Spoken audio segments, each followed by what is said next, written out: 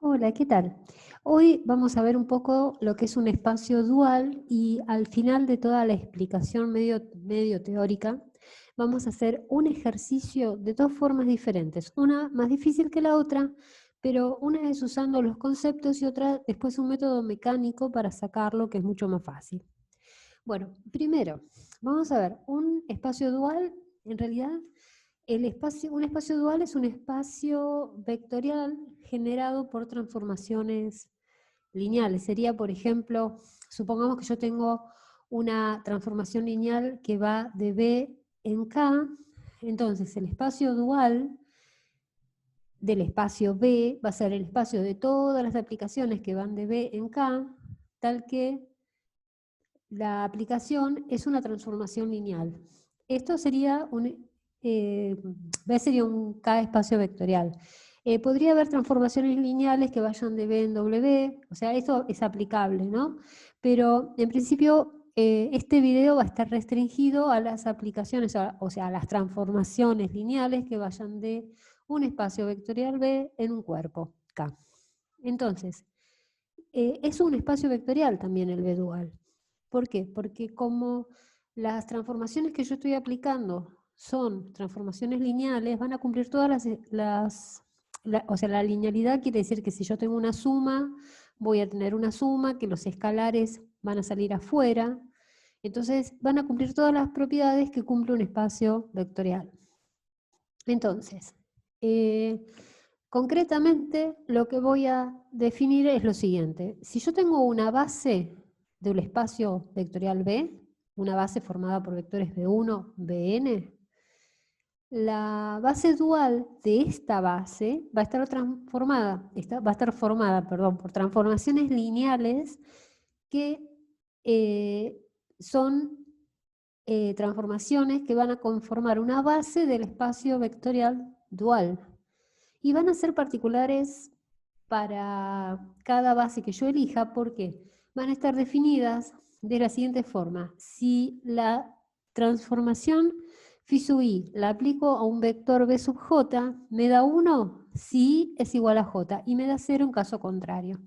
Es decir, no sé si recuerdan lo que es el delta de Kronecker, que es que phi sub i en b sub j sería el delta de Kronecker, y j quiere decir que vale 1 si i es igual a j y 0 en caso contrario.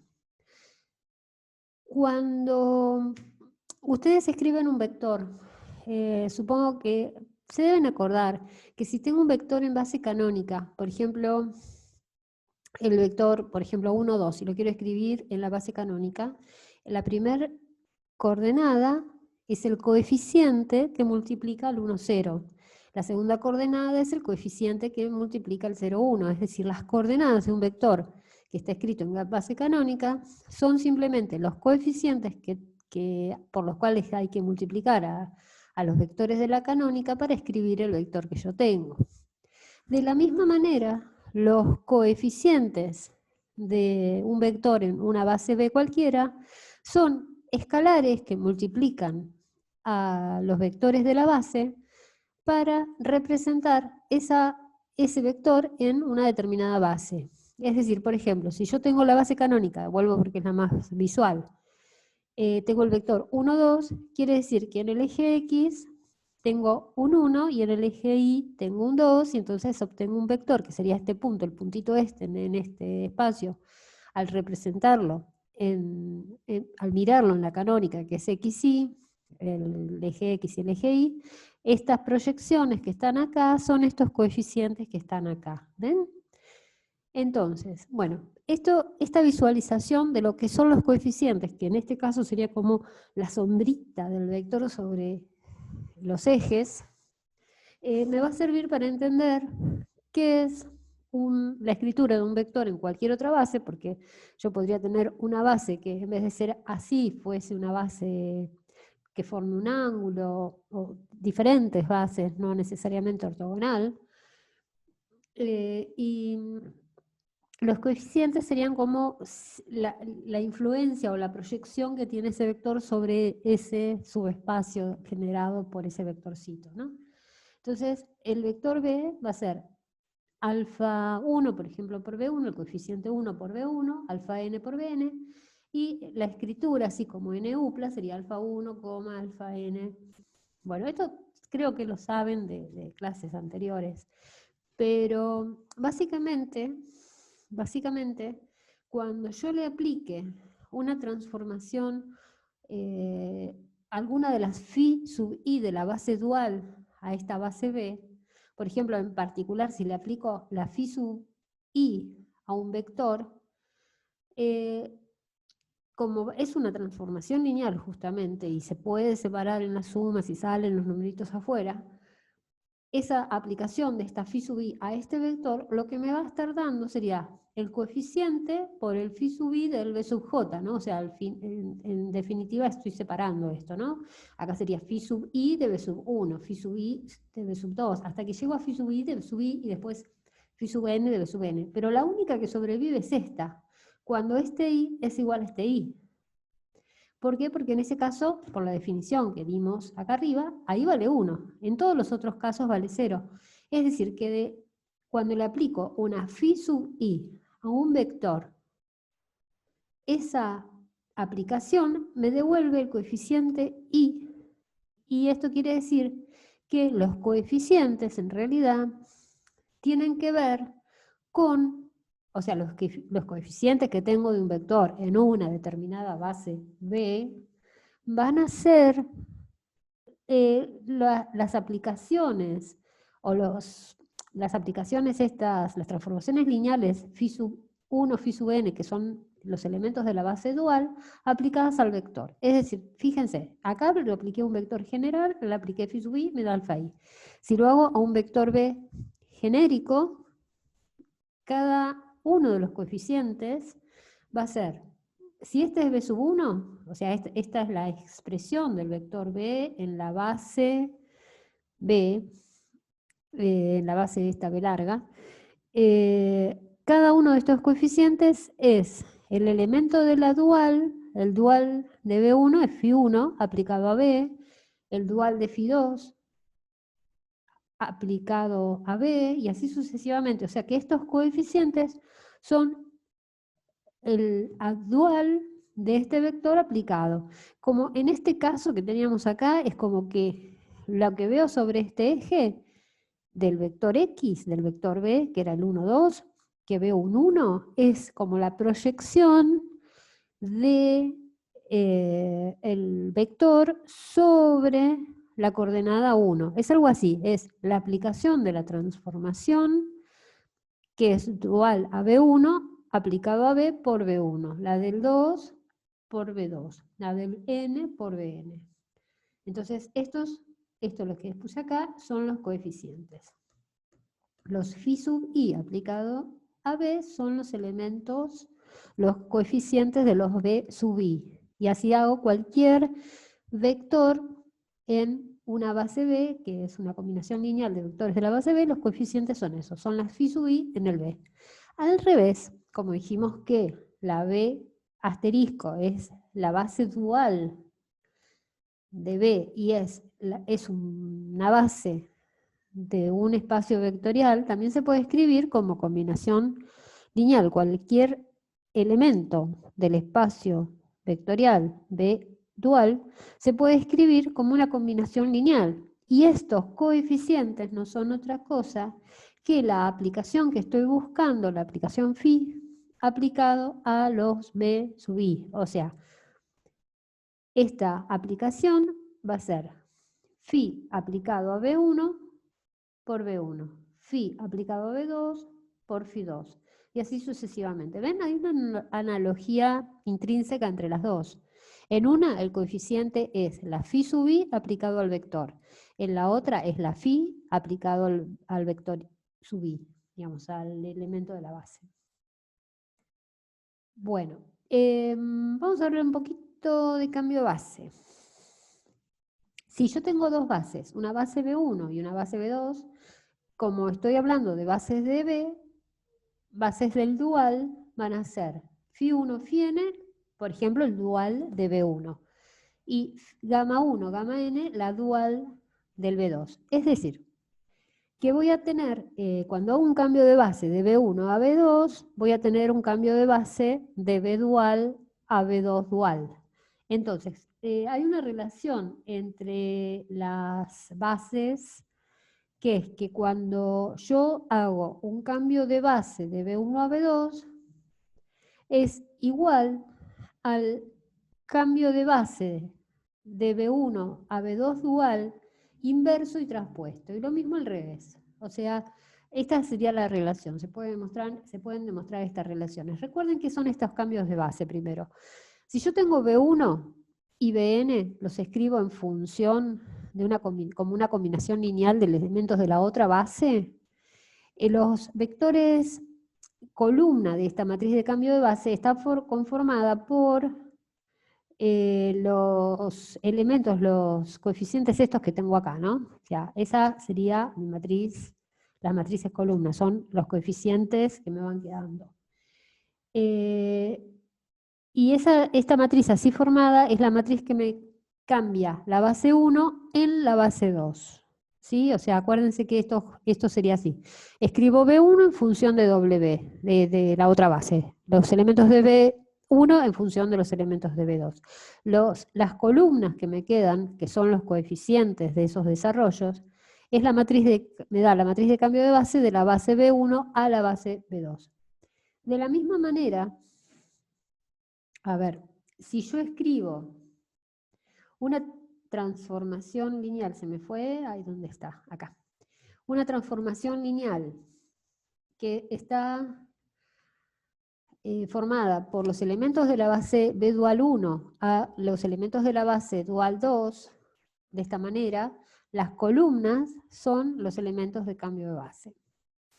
Y se verifica que la inversa y transpuesta de Φ1 en función de, digamos, de la dual de estas dos duales es igual a la inversa y transpuesta de esta otra. Por lo tanto, fíjense que vamos a ver un caso particular de base dual que es muy interesante, que es el que vamos a usar siempre, que es el de la base canónica. La base canónica tengo los elementos que tengo 1 en un lugarcito y todos ceros, ¿no? Entonces su base dual son ciertos vectores, ciertas transformaciones, quiero decir, lineales, tal que aplicadas me da 1 cuando, por ejemplo, Φ1 de E1 me da 1 y 0 en caso contrario. O sea, son los delta I en J es 0 si es distinto de J, y delta I en sub I es 1 si I es igual a I. ¿Qué quiero decir con esto? Que si yo le aplico, por ejemplo, a un vector X y Z, ¿no? Estoy en R3, le aplico el delta 1, me da el X. Si le aplico el delta 2, me daría el Y, y si le aplico el delta 3, me daría el Z. Es decir, me devuelve la coordenada en el lugar que corresponde, ¿no? La primera, la segunda, la tercera. Bueno, entonces esa es la base que voy a usar para base del dual, y la base normal es la base canónica. Entonces lo que siempre tengo que hacer es, voy a explicar el caso de las matrices primero porque es más directo. A ver, acá. Es decir, lo que voy a hacer es pensar en estas dos bases, en una base B, por ejemplo, formada por el 1, menos 1, 3, 0, 1, menos 1, 0, 3, 2, y la base canónica, ¿no? Que es el 1, 0, 0, 0, 1, 0, 0, 0, 1. Entonces, ya sabemos que yo lo que quiero encontrar es la base dual de B. Entonces, para eso voy a hacer lo siguiente. Voy a sacar la matriz de cambio de base para escribir los elementos de B en función de la base E. O sea, voy a sacar esta matriz de cambio de base. Entonces, esta matriz de cambio de base, tengo que escribir los elementos de B en función de los de E. Y eso es fácil. ¿Por qué es fácil? Porque es simplemente escribir 1 por ejemplo acá, que tengo un 1. Pongo 1 por el 0, 0, 0. Menos 1 por el 0, 0, 0, 1, 0. Y más 3 por, acá me falta un más, o se borró. 3 por el 0,01. Y lo mismo con los otros vectores, o sea, escribo directamente, los vectores suelen ser, los coeficientes son los mismos numeritos, ¿no? Entonces, esos coeficientes, puestos así en columna, me estarían dando la matriz de cambio de base de la base B escrita en función de la base E. Yo lo que quiero, ¿qué es lo que quiero? Quiero lograr una matriz que sea la inversa y la transpuesta de esta matriz para tener la matriz del cambio de base de la base dual. Entonces, método 1 es ¿cómo saco la inversa? Bueno, hay varios métodos de sacar la inversa. Pueden sacar la adjunta, la transpuesta, bueno, todos métodos, ¿se acuerdan de formas de sacar inversa? Uno es Gauss-Jordan, yo acá lo noté, que ustedes van haciendo acá la diagonal, van tratando de diagonalizar, después diagonalizar al revés, llegan a la identidad, y haciendo operaciones con matrices elementales. Una vez que llegan a la identidad de este lado, lo que queda de este lado es la matriz inversa. Pero, como todo esto es muy largo, muy feo, lo que pueden hacer es, se bajan una aplicación para el celular, que hay aplicaciones de matrices, operaciones con matrices, o se bajan se buscan alguna aplicación en internet y directamente ponen los numeritos y van sacando las cuentas. Entonces la inversa de esta matriz que está acá, haciendo aplicaciones, llego a esta. O sea, si lo hacen por Gauss-Jordan, van a llegar acá a la identidad y lo que les queda acá es exactamente esto, que es la matriz inversa. La inversa la tengo que transponer. Entonces, al transponerla, ¿se acuerdan que cambio fila por columna? Entonces, la fila 1 pasa a ser la columna 1, fila 2, la columna 2, la fila 3, la columna 3. Entonces, ¿qué es esto? Esto va a ser la inversa y transpuesta de la original, que no es otra cosa que la matriz de cambio de base de la dual. Entonces, esto lo que me está dando, estos vectores columna, son justamente φ1 de x y z es 1 por x más 0 por y más 0 por z. O sea, porque esto sería el delta 1, delta 2 y delta 3. Φ2 en x y z me da 7 por x, ¿ven? Menos 2 por y, menos 3 por z. O sea, 7 delta 1, si lo quiero escribir como la de la dual. Recuerden que el delta, el dual de la canónica, lo que me devuelve es la primera coordenada, la segunda, la tercera. Entonces, esto es 7x menos 2y menos 3z, mirado como la dual sería φ2, es 7 delta 1, menos 2 delta 2, menos 3 delta 3, y el último elemento, que es la última columna, sería menos 2 por x, más 1 por y, más 1 por z, o sea, menos 2 por delta 1, más 1 por delta 2, más 1 por delta 3.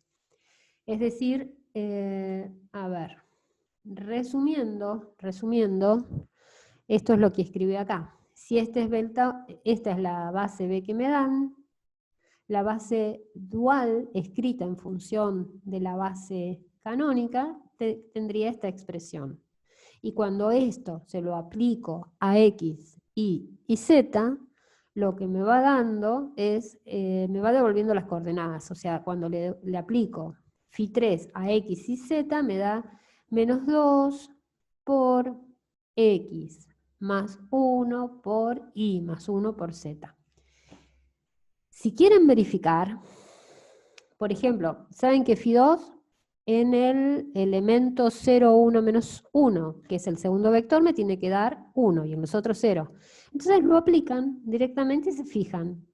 Después pueden hacer lo mismo con φ1, o sea, acá yo lo hice solamente con φ2, pero verifica.